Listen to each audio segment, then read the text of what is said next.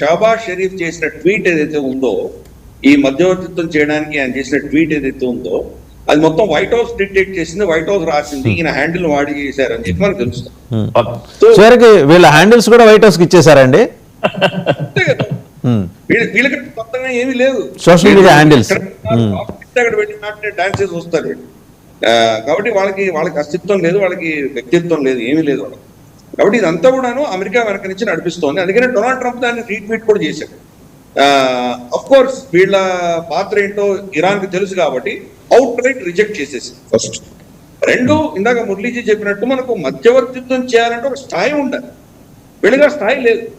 అంటే ఆ మధ్యవర్తిత్వం చేసేటువంటి వ్యక్తినో దేశాన్నో ఇరుపక్షాలు గౌరవించగలగాలి.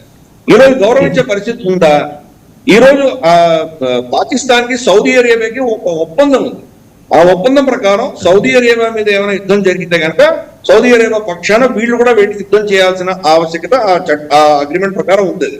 అంటే ఆటోమేటిక్ గా ఈరోజు పాకిస్తాన్ ఇరాన్ వ్యతిరేకంగా యుద్ధం చేయాలి. అలాగే వాళ్ళ